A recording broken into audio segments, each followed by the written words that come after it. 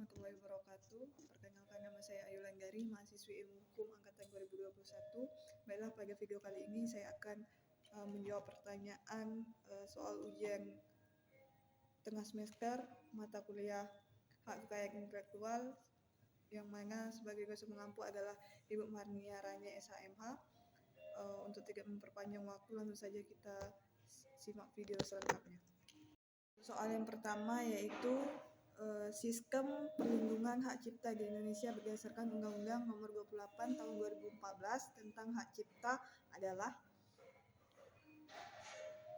dalam Undang-Undang Nomor 28 Tahun 2014 tentang hak cipta adalah hak eksklusif pencipta yang timbul secara otomatis berdasarkan prinsip deklaratif setelah suatu ciptaan diwujudkan dalam bentuk nyata tanpa mengurangi pembatasan sesuai dengan ketentuan peraturan perundang-undangan. Hak cipta berlaku pada berbagai jenis karya seni atau karya cipta atau ciptaan.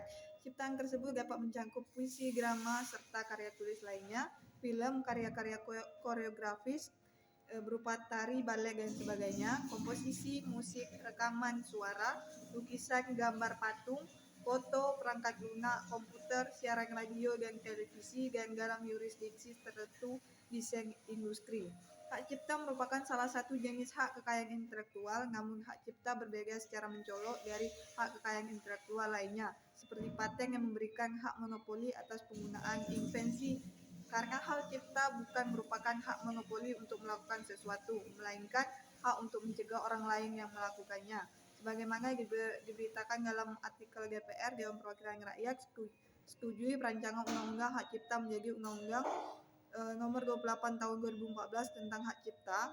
Undang-Undang Hak Cipta baru akan mengganti Undang-Undang Nomor 19 Tahun 2002 tentang hak pasal 1 Undang-Undang Nomor 28 Tahun 2014, memberikan definisi yang sedikit berbeda untuk beberapa hal. Selain itu, dalam bagian definisi, Undang-Undang Hak Cipta baru juga diatur lebih banyak seperti adanya definisi atau fiksasi fonogram, penggandaan, royalti, lembaga manajemen kolektif, pembajakan, penggunaan secara komersial, ganti rugi, dan sebagainya. Dalam Undang-Undang Hak Cipta baru juga diatur detail mengenai apa itu hak cipta. Hak cipta merupakan hak eksklusif yang terdiri atas hak moral dan hak ekonomi. Selanjutnya, pertanyaan nomor 2 yaitu sistem perlindungan hak merek di Indonesia berdasarkan Undang-Undang Nomor 20 Tahun 2016 tentang merek dan identifikasi geografis adalah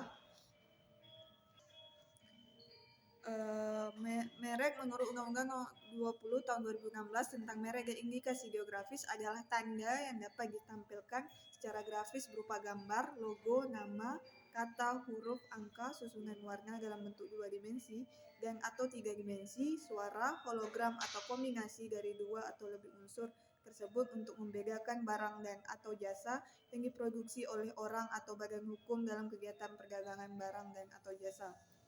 Merek dagang adalah merek yang digunakan pada barang yang diperdagangkan oleh seorang atau beberapa orang secara bersama-sama atau badan hukum untuk membedakan dengan barang sejenis lainnya.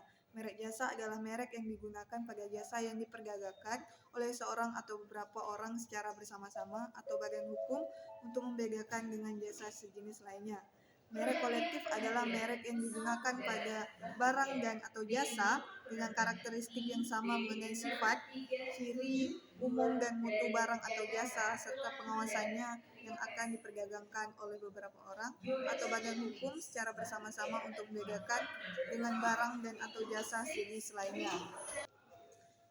Selanjutnya, pertanyaan nomor 3 yaitu Melly Goeslaw sebagai pencipta lagu menjual hak ekonomi lagunya kepada produser rekaman secara tanpa batas atau jual putus. Berapa jangka waktu pengalihan hak ekonomi pencipta lagu kepada produser fonogram sehingga hak itu kembali lagi kepada Melly Goeslaw selaku pencipta lagu menurut Undang-Undang Nomor 28 Tahun 2014 tentang hak cipta.